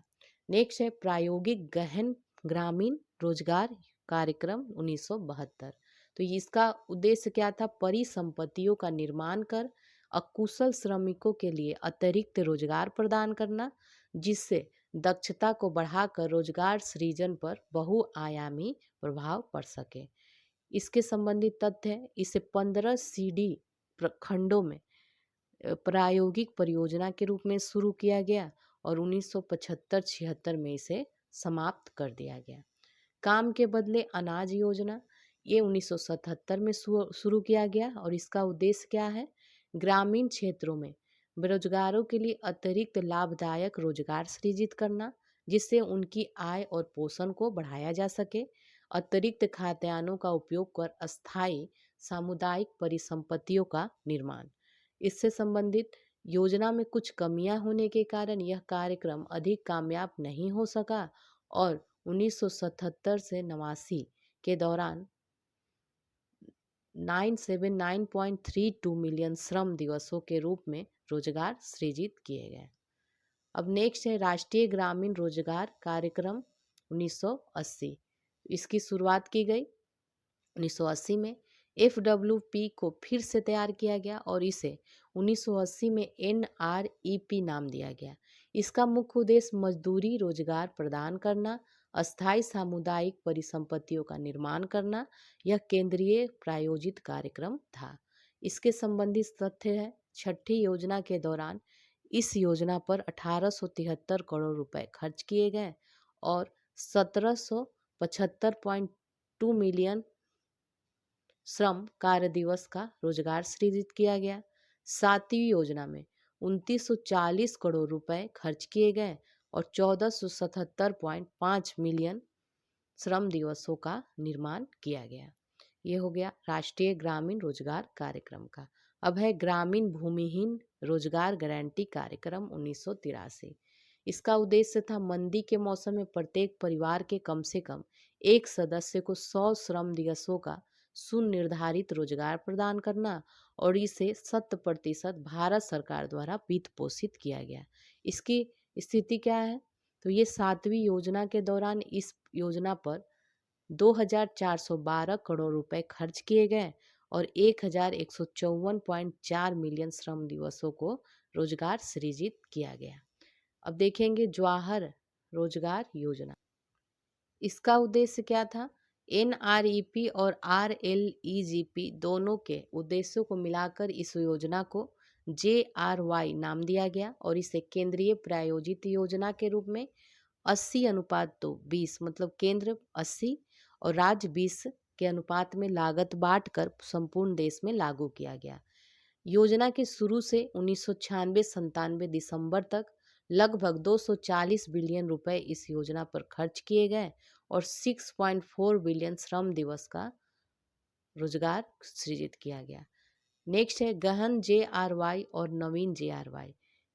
JRY के सभी घटकों का लक्ष्य नवीन परियोजनाएं थीं जो परियोजना आधार पर विशेष क्षेत्रों में मजदूरी और स्वशासन को बढ़ाने के लिए आर्थिक परिसंपत्तियों का निर्माण कर सके। वर्ष 1996 में RJRY को सुनिश्चित रोजगार योजना मिला दिया गया। इंदिरा आवास योजना 1985 में इसे RLEGP के घटक के रूप में शुरू किया गया था। बाद में इसे JRY के रूप में अनुसूचित जाति जनजाति के लाभार्थियों को 100% आर्थिक सहायता द्वारा घर बनाने के लिए शुरू किया गया था। 1996 तक लगभग 30 लाख घरों का निर्माण किया गया था। अब देखेंगे 10 लाख कुओं की योजना 1998 में। यह भी RLEGP का ही एक भाग था और बाद में JRY का एक भाग। इसके अंतर्गत अनुसूचित जाति और अनुसूचित जनजाति के लाभार्थियों को 100% आर्थिक सहायता से सिंचाई के लिए खुले कुएं प्रदान करना था। ये नवंबर 1996 तक MWS के अंतर्गत 3,671 करोड़ रुपए की लागत से 1.05 मिलियन कुओं का निर्माण किया गया। 1999 में इसे SGRY के साथ मिला लिया गया। अब सुनिश्चित रोजगार योजना 1993, तो इसका उद्देश्य था अत्यधिक दुर्गम और पिछड़े क्षेत्रों में रोजगार की आवश्यकताओं को पूरा करना। उत्पादक सामुदायिक परिसंपत्तियों का निर्माण कर प्रत्येक गरीब परिवारों के 2 व्यक्तियों को 100 दिन का रोजगार देना। इससे संबंधित तथ्य क्या है? 600 करोड़ रुपए से 257 जिलों के 1752 खंडों में शुरू किया गया था। इसे धीरे धीरे बढ़ाकर संपूर्ण देश में फैलाया गया। फरवरी 1997 में कार्यक्रम के अंतर्गत 4,110 करोड़ रुपए खर्च किए गए और 853 मिलियन श्रम दिवस के रोजगार का सृजन किया गया इसमें। ठीक है, अब हम लोग देखें कि कमजोर वर्गों और जनजातीय क्षेत्रों के लिए विशेष कार्यक्रम। तो इसमें सबसे पहले है विशेष घटक योजना SCP 1989 से 80 एवं विशेष घटक सहायता SCA 1991 में। इसका उद्देश्य व्यक्तिगत या पारिवारिक सहायता के माध्यम से अनुसूचित जाति के लिए निधि की व्यवस्था सुनिश्चित कर अनुसूचित जातियों का कल्याण साथ साथ सामाजिक क्षेत्र आधारित सुविधाओं में सुधार करना था। और इससे संबंधित तथ्य क्या है? छठी योजना में कुल योजना व्यय से 361.16 करोड़ रुपए इस आवंटन को 1995-96 बढ़ाकर 5,518 करोड़ रुपए कर दिया गया और मार्च 1996 तक लगभग 1.38 लाख करोड़ परिवारों को आर्थिक सहायता इसमें प्रदान किया गया। नेक्स्ट है अनुसूचित जाति विकास निगम 1980 में और राष्ट्रीय अनुसूचित जाति जनजाति वित्त एवं विकास निगम 1989 में। तो इसका उद्देश्य था अनुसूचित जाति और अनुसूचित जनजाति के गरीब परिवारों और वित्तीय संस्थानों के बीच संपर्क प्रदान करना और कृषि और गैर कृषि दोनों प्रकार के क्षेत्रों में आय सृजित करने के क्रियाकलापों के लिए रियायती दर पर वित्तीय सहायता प्रदान करना। इससे संबंधित तथ्य है राज्य और जिला स्तर की एजेंसियों की स्थापना की गई।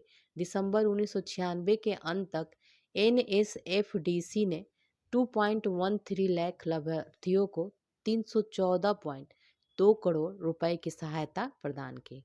नेक्स्ट है जनजातीय उप योजना और विशेष घटक सहायता। ये 1991 में इसका उद्देश्य रहा सामाजिक आर्थिक विकास की गति को तेज करना। यह 18 राज्यों और 2 संघ शासित प्रदेशों में शुरू हुई। राष्ट्रीय अनुसूचित जाति और अनुसूचित जनजाति आयोग 1992 में ये सुरक्षण अधिकार और सामाजिक आर्थिक विकास का अध्ययन करना इसके उद्देश्य था और इसने अपनी पहली वार्षिक रिपोर्ट अवधि समाप्त होने के बाद दिसंबर 1993 में प्रस्तुत की। अब समेकित जनजातीय क्षेत्र विकास योजना, इसका उद्देश्य TSP के लिए निधियों का निर्धारण करना। यह TSP के कार्य नीतियों में से एक था। ITDP को ऐसे खंडों में लागू किया जाता है जहां पर 50% जनसंख्या जनजातीय हो।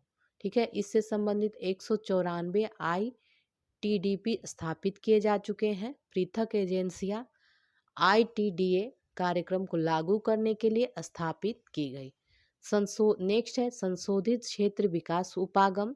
इसका उद्देश्य MADA 10,000 और अधिक निवासियों वाले गांवों के समूह हो जहां पर 50% से अधिक जनसंख्या आदिवासी हो, यहाँ कार्य करेगा। और इसमें क्या हुआ है, 252 MADA पॉइंटों का निर्माण किया गया है और 5,000 निवासियों और 79 समूह बनाए गए हैं अभी तक। अपरिष्कृत जनजातीय समूह PTP, इसका उद्देश्य लघु परियोजनाओं द्वारा जनजातीय समूहों के लिए कृषि पूर्व स्तरीय प्रौद्योगिकी का विकास करना। ये 15 राज्यों और संघ शासित प्रदेशों में 75 PTG की पहचान की गई है। अब हम लोग देखेंगे सामाजिक कल्याण एवं सामाजिक सुरक्षा संबंधी कार्यक्रम। सार्वजनिक वितरण प्रणाली PDS जो होता है 1950 में शुरू किया गया। इसका उद्देश्य क्या है, अधिक खाद्यान्न वाले राज्यों से कम खाद्यान्न वाले राज्यों में खाद्यान्नों की आवाजाही का नियमन। ये 7वीं योजना से PDS का एक अस्थायी योजना बन गई है। 1995 में 4.33 लाख सार्वजनिक वितरण दुकान, जिसमें से 3.33 लाख ग्रामीण क्षेत्रों में थी। नेक्स्ट है पुनर्गठित सार्वजनिक वितरण 1992। तो ऐसे इसका उद्देश्य है ऐसे पिछड़े और दूर दराज के क्षेत्र जहां पर आदिवासियों का बाहुल्य हो को PDS के अंतर्गत विशेष रूप से शामिल किया गया। RDPS के अंतर्गत 1750 खंड थे और 1.02 लाख FPS थी। अब है नेक्स्ट है लक्षित सार्वजनिक वितरण प्रणाली 1977। इसका उद्देश्य यह सुनिश्चित करना कि गरीब और जरूरतमंदों को PDS का अधिकतम लाभ पहुंचे। BPL परिवारों के लिए विशिष्ट कीमत द्वारा सार्वभौमिक क्षेत्र को लक्षित क्षेत्र में बदलना था। अब नेक्स्ट है सामाजिक सुरक्षा संबंधित। तो सबसे पहले इसमें है राष्ट्रीय सामाजिक सहायता कार्यक्रम। इसमें क्या क्या है, वृद्धावस्था पेंशन, परिवार लाभ योजना, मातृ लाभ योजना। इसका उद्देश्य है संविधान के अनुच्छेद 41 और 42 के अनुसार गरीब परिवारों को सामाजिक सहायता प्रदान करने संबंधी नीति निर्देशात्मक सिद्धांतों को पूरा करना। इस योजनाओं से कुल 42.4 लाख लोग लाभान्वित हुए हैं। इनमें से 13.9 लाख जो है NMBS, 9.2 लाख NFB और 27.6 लाख NOP के अंतर्गत लाभान्वित हुए हैं। नेक्स्ट है न्यूनतम आवश्यकता कार्यक्रम। इसमें सबसे पहले है ग्रामीण जल आपूर्ति और स्वच्छता। तो सबसे पहले इसमें है ग्रामीण जल आपूर्ति योजना 1954 में शुरू किया गया है।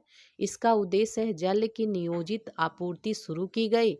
सफाई और पेयजल की समस्या को दूर करने के लिए संस्थागत तंत्र का निर्माण किया गया। इसमें स्वतंत्रता के बाद यह केंद्र द्वारा की गई पहली पहल थी। 60 के दशक के मध्य में केवल आसानी से पहुंच वाले गांवों को इसमें शामिल किया गया। त्वरित ग्रामीण जल आपूर्ति कार्यक्रम 1992। तो ये इसका उद्देश्य है सभी निवासियों को पर्याप्त पेयजल उपलब्ध कराना। समस्याग्रस्त गांवों को शामिल करने के लिए राज्यों को वित्तीय सहायता प्रदान करना। इसका प्रभाव क्षेत्र 94.4% था। राजीव गांधी राष्ट्रीय पेयजल मिशन 1986। ये इसका उद्देश्य है ग्रामीण आबादी के लिए पेयजल की प्रक्रिया को तेज करना। 55 जिलों में ये लघु मिशन गिनी कृमि लॉ फ्लोरोसिस आदि को समाप्त करने के लिए उप मिशन चलाया गया। इसमें समुचित कार्य प्रणाली का विकास करने और रख रखाव प्रणाली बनाने में ये असफल रहा। केंद्रीय ग्रामीण सफाई कार्यक्रम 1986। इसका उद्देश्य शुष्क शौचालयों खुले में शौच को कम कीमत के स्वच्छ शौचालयों में बदलना। सफाई और स्वास्थ्य संबंधी अच्छे आचरण का प्रचार। महिलाओं को स्वच्छ नहाने का स्थान उपलब्ध कराना। इसमें संबंधित तथ्य हैं, राज्यों में ग्रामीण सफाई प्रकोष्ठों की स्थापना की गई। इसकी प्रगति बहुत धीमी रही। अपर्याप्त स्थान एवं जल उपलब्ध न होने के कारण अधिकतर शौचालयों का प्रयोग नहीं किया गया। अब देखिए ग्रामीण स्वास्थ्य से संबंधित योजनाएं। ग्रामीण स्वास्थ्य सेवा 1952 में, इसका उद्देश्य पीएचसी ने आरएचएस के एक भाग के रूप में काम करना शुरू किया और सीडी खंडों में स्थापित किया गया। इसका संबंधित तथ्य है 1952 में शुरू पीएचसी की संख्या और कार्यक्षेत्र में वृद्धि हुई और प्रथम योजना की कुल 725 की संख्या से 1996 में बढ़कर कितना हो गई, 21,854 तक ये पहुंच गई। ठीक है, नेक्स्ट है समुदाय स्वास्थ्य केंद्र सीएचसी। इसका उद्देश्य वर्ष 2000 तक सबके लिए स्वास्थ्य, प्रत्येक 1 लाख निवासियों को विशिष्टीकृत चिकित्सा प्रदान करना। ये जून 1996 में बहु विशेषज्ञता वाले स्टाफ की नियुक्ति की गई, जिस समय 2424 सीएचसी काम कर रहे थे। सीएचसी, ठीक है। उप केंद्र एससी के बारे में 5000 से 8000 आबादी वाले आस पड़ोस के गांवों को औषधालय आधारित सेवाएं प्रदान करना। जून 1996 तक ये उपकेंद्र कार्यरत थे, खत्म हो गए। अब नेक्स्ट है आवास। तो इसमें सबसे पहले राष्ट्रीय ग्रामीण विकास योजना 1976 से 77, इसका उद्देश्य था सरकारी आर्थिक सहायता से गरीब परिवारों के लिए 1976-77 में ये शुरू किया गया था और इस योजना को 1996 में इंदिरा आवास योजना के साथ मिला लिया गया। इंदिरा आवास योजना 1985, इसमें अनुसूचित जाति और अनुसूचित जनजाति और अन्य गरीब परिवारों को निःशुल्क मकान दिए गए और ये संरचनात्मक प्रगति की और आवंटन में वृद्धि हुई।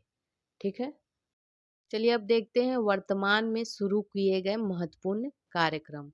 वनवासी समागम कार्यक्रम, ये 14 मार्च 2021 को राष्ट्रपति रामनाथ कोविंद ने उत्तर प्रदेश की राज्यपाल आनंदीबेन पटेल और मुख्यमंत्री योगी आदित्यनाथ सोनभद्र स्थित सेवा समर्पण संस्थान सेवा कुंज आश्रम परिसर के निकट वनवासी का समागम कार्यक्रम में सम्मिलित हुए। इस अवसर पर राष्ट्रपति द्वारा सेवा समर्पण संस्थान सेवा कुंज आश्रम के नवनिर्मित बिरसा मुंडा वनवासी विद्यापीठ स्कूल एवं अंत्योदय छात्रकुल का उद्घाटन किया गया। तो इसमें क्या क्या उद्घाटन किया गया, सेवा समर्पण संस्थान सेवा कुंज आश्रम के नवनिर्मित बिरसा मुंडा वनवासी विद्यापीठ स्कूल एवं अंत्योदय छात्रकुल का उद्घाटन किया गया। आज़ादी का अमृत महोत्सव India@75, यह भारत सरकार की ओर से भारत की स्वतंत्रता के 75वीं वर्षगांठ जो कि 2022 के उपलक्ष्य में आयोजित होने वाला कार्यक्रमों की एक श्रृंखला है। 12 मार्च 2021 को प्रधानमंत्री नरेंद्र मोदी ने साबरमती आश्रम अहमदाबाद से पद यात्रा को रवाना कर महोत्सव को प्रारंभ करने वाली गतिविधियों का उद्घाटन किया। वर्ष 1930 में 12 मार्च को राष्ट्रपिता महात्मा गांधी ने नमक सत्याग्रह की शुरुआत की थी और साबरमती आश्रम से नौसारी के दांडी तक दांडी मार्च निकाला था। अमृत महोत्सव 15 अगस्त 2022 से 75 हफ्ते पहले शुरू हुआ, जो 15 अगस्त 2023 तक चलेगा। इसी क्रम में स्वतंत्रता संग्राम से जुड़े उत्तर प्रदेश के 4 स्थलों काकोरी जो कि लखनऊ में है, शहीद स्मारक मेरठ में, शहीद स्मारक बलिया में और झांसी का किला या पंडित दीनदयाल सभागार झांसी में अमृत महोत्सव का आयोजन किया जा रहा है।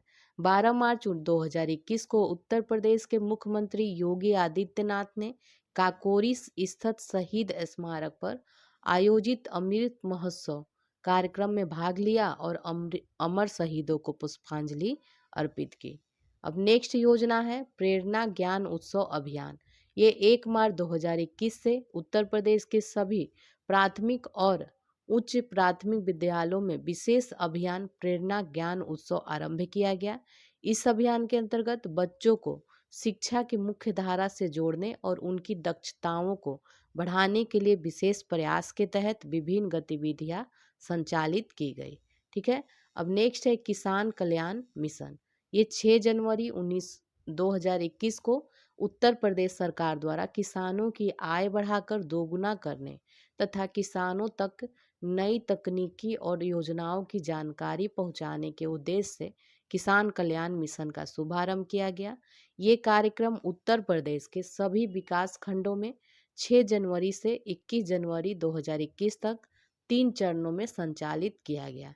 इस कार्यक्रमों के पहले चरण का लखनऊ के सरोजनी नगर विकास खंड से उद्घाटन करने के साथ ही मुख्यमंत्री योगी आदित्यनाथ ने प्रदेश के किसानों के लिए 100 कल्याण केंद्र प्रदेश को समर्पित किया। नेक्स्ट है उत्तर प्रदेश में लैंड होल्डिंग यूनिकोड। फरवरी 2021 में उत्तर प्रदेश सरकार ने राज्य में सभी प्रकार के लैंड होल्डिंग को चिन्हित करने के लिए 16 अंक का यूनिकोड जारी करने की प्रणाली शुरू की। इसका मुख्य उद्देश्य क्या है? भूमि विवादों के मामलों की जांच करना, विवादित भूमि की नकली रजिस्ट्रियों को समाप्त करना और लोगों को धोखेबाजों के जाल से बचाना है। इस प्रणाली के तहत भूमि की यूनिकोड संख्या 16 अंकों वाली होगी। इसमें सबसे पहले 6 अंक जो है भूमि की जनसंख्या, आबादी के आधार पर निर्धारित होंगे और अगले 4 अंक भूमि की विशिष्ट पहचान का निर्धारण करेंगे। 11 से 14 तक के अंक भूमि के विभाजन की संख्या होगी। अंतिम 2 अंकों में श्रेणी के संबंध में विवरण होगा, जिसके माध्यम से कृषि, आवासीय और वाणिज्य भूमि की पहचान की जाएगी। यह यूनिकोड उत्तर प्रदेश के राजस्व विभाग द्वारा जारी किया जाएगा। यह सभी प्रकार की कृषि, आवासीय और वाणिज्यिक भूमि के लिए जारी होगा। यह लैंड होल्डिंग यूनिकोड भूमि विवाद के मामलों की जांच करने में मदद करेगा। नेक्स्ट है मिशन शक्ति अभियान। 17 अक्टूबर 2020 को उत्तर प्रदेश के मुख्यमंत्री योगी आदित्यनाथ द्वारा बलरामपुर जनपद के देवी पाटन शक्तिपीठ से इस अभियान का प्रारंभ किया है। इसका उद्देश्य क्या है? महिलाओं, बच्चों, बालिकाओं की सुरक्षा, गरिमा और स्वावलंबन को बढ़ावा देना। बलरामपुर में बलात्कार के पश्चात मृत्यु का शिकार हुई एक 22 वर्षीय दलित महिला के सम्मान में मिशन शक्ति अभियान को प्रारंभ किया गया है। इस पहल का संचालन शारदीय नवरात्रि 17 अक्टूबर 2020 से प्रारंभ होकर वासंतिक नवरात्रि अप्रैल 2021 तक किया गया। इस अभियान के तहत 180 दिन की अवधि में प्रदेश के समस्त 75 जनपदों में महिलाओं एवं बालिकाओं को आत्मनिर्भर बनने का प्रशिक्षण प्रदान करने और उनकी सुरक्षा एवं सम्मान के प्रति जागरूकता उत्पन्न किए जाने का कार्य किया गया। आत्मनिर्भर उत्तर प्रदेश रोजगार योजना, ये 26 जून 2020 को प्रधानमंत्री नरेंद्र मोदी द्वारा वीडियो कॉन्फ्रेंसिंग के माध्यम से इसका शुभारंभ किया गया। यह कार्यक्रम उन विस्थापित श्रमिकों को रोजगार देगा शुरू किया गया है जो कोविड-19 महामारी के कारण अन्य राज्यों से वापस आए हैं। नेक्स्ट है ऑनलाइन स्वरोजगार संगम कार्यक्रम। ये 14 मई 2020 को मुख्यमंत्री योगी आदित्यनाथ ने ऑनलाइन स्वरोजगार संगम कार्यक्रम शुरू किया है। इस अवसर पर उन्होंने 56,754 उद्यमियों को 2 करोड़ 49 लाख रुपए का ऋण ऑनलाइन वितरित किया है। उन्होंने लॉकडाउन के दृष्टिगत लाभार्थियों की सुविधा के लिए विभागीय योजनाओं जैसे मुख्यमंत्री युवा स्वरोजगार योजना, एक जनपद एक उत्पाद योजना, विश्वकर्मा श्रम सम्मान योजना को भी ऑनलाइन किया। उन्होंने MSME साथी पोर्टल मोबाइल ऐप का शुभारंभ भी किया। अब देखेंगे ग्रामीण विकास परियोजनाओं के प्रबंधन के मुद्दे। ठीक है, तो प्रबंधन अवधारणा क्या है? प्रबंध एक सार्वदेशिक प्रक्रिया है। यह केवल कारखाने या दुकान या कार्यालय तक सीमित नहीं है। यह सभी संगठनों में क्रियात्मक बल है और निर्धारित उद्देश्यों को प्राप्त करने की कोशिश करता है। प्रसिद्ध प्रबंध विशेषज्ञ पीटर ड्रकर के अनुसार प्रबंध एक बहुप्रयोजनीय अंग है जो व्यापार का प्रबंध करता है। प्रबंध का प्रबंधक का प्रबंध करता है, कामगार तथा कार्य का प्रबंध करता है। तो ये इनके अनुसार है। प्रशासन प्रभावी निर्देशन सुनिश्चित करता है, संगठन की युक्ति निकालता है। प्रशासन क्या करता है? लक्ष्यों को निर्धारित करता है, वित्त उत्पादन और वितरण का समन्वय करता है, मार्ग निर्देशन नेतृत्व प्रदान करता है और नियंत्रण करता है। प्रबंध क्या करता है? प्रभावी कार्य निष्पादन सुनिश्चित करता है, संगठन का उपयोग करता है। प्रबंधकीय कार्यों को करने के लिए संगठन एक माध्यम है। इन लक्ष्यों को प्राप्त करने का प्रयास करता है, लक्ष्य पूरा करने के लिए अन्य के कार्यों का समन्वय करता है, लोगों के साथ काम करके काम करवाता है, संगठित तरीके में अन्य संसाधनों का प्रयोग करता है। ठीक है। प्रबंध की प्रक्रिया क्या है? प्रबंध प्रक्रिया के कुछ मूल कार्य हैं, वो क्या हैं? योजना बनाना, संगठन करना, स्टाफ की व्यवस्था करना, निर्देश देना, नियंत्रण करना, समन्वय करना, रिपोर्ट तैयार करना और बजट बनाना, ये सभी प्रबंधन के। अब देखेंगे ग्राम विकास परियोजनाओं का कार्यान्वयन। प्रबंध के मुख्य कार्यों में से एक के कार्य क्या है? प्रभावी कार्य निष्पादन या कार्यान्वयन। कार्यान्वयन को एक ऐसी प्रक्रिया माना जाता है जिसके द्वारा कतिपय निर्धारित उद्देश्यों को प्राप्त करने की दृष्टि से योजनाबद्ध तरीके से पूर्व निर्धारित कार्यकलापों का समूह पूरा किया जाता है। इस प्रकार कार्यान्वयन उन कार्यकलापों के व्यापक समूह का उपसमूह है जिससे प्रबंध बनता है। ठीक है। अब देखेंगे कार्यान्वयन की प्रावस्थाएं क्या है। तो इसमें है प्रचालन पूर्व प्रावस्था और प्रचालन प्रावस्था। कार्यान्वयन की प्रचालन पूर्व प्रावस्था तब शुरू होती है जब व्यवहार्यता रिपोर्ट पूरी हो जाती है और वित्त की व्यवस्था होती है। प्रचालन अधीन प्रावस्था में परियोजना प्रबंध के निम्नलिखित उद्देश्य हैं। क्या है? समय पर परियोजना पूरी करना, अपेक्षित लागत के अंदर परियोजना पूरी करना। ठीक है। अब हम लोग देखेंगे कार्यान्वयन को प्रभावित करने वाले कारक कौन से हैं। तो ऐसे कई कारक जो कार्यक्रम के कार्यान्वयन को प्रभावित करते हैं। ग्राम प्रबंधन को उनकी भूमिका और कार्य को समझना होता है। तो इसकी सूची दी गई है। एक तो तकनीकी कारक है, जैसे ग्रामीण परियोजनाएं विभिन्न प्रकार की हो सकती हैं, जैसे सिंचाई, पशुधन विकास, प्रौद्योगिकी के प्रयोग और तकनीकी कर्मचारियों की भर्ती की जरूरत होती है ताकि उत्पादन को अधिकतम सीमा तक बढ़ाने के लिए उत्पादन कार्यों को प्रभावी ढंग से कार्यरत रखा जा सके। ग्राम विकास प्रबंध के लिए तकनीकी कारकों के ज्ञान और उन्हें व्यवस्थित रखने के तरीकों की भी जानकारी होनी आवश्यक है। दूसरा है इसमें आर्थिक और वित्तीय कारक। ये ऋण, आर्थिक सहायता, मूल्य निर्धारण, संसाधनों का विकल्प आदि को प्रभावित करने वाले कारकों से संबंधित है। तीसरा वाणिज्यिक कारक है। ये उत्पादनों का विपणन और आदानों की आपूर्ति आदि से संबंधित है। चौथा है इसमें सामाजिक सांस्कृतिक कारक। चूंकि ग्रामीण समाज और संस्कृति बहुत निकटता से जुड़ी है, इसलिए परियोजना प्रबंधक को सामाजिक सांस्कृतिक मूल्यों, परंपरा, सामाजिक संरचना, जाति और नातेदारी पैटर्न, सामाजिक प्रथाएं और सामाजिक स्तरीकरण की भूमिका को समझा जाना चाहिए। राजनीतिक कारण क्या है? शक्ति संरचना, प्रभावशाली समूह, नेतृत्व पैटर्न आदि भी परियोजना कार्यान्वयन को प्रभावित करती है। अब नेक्स्ट है संस्थानिक, संगठनात्मक और प्रबंधकीय कारक।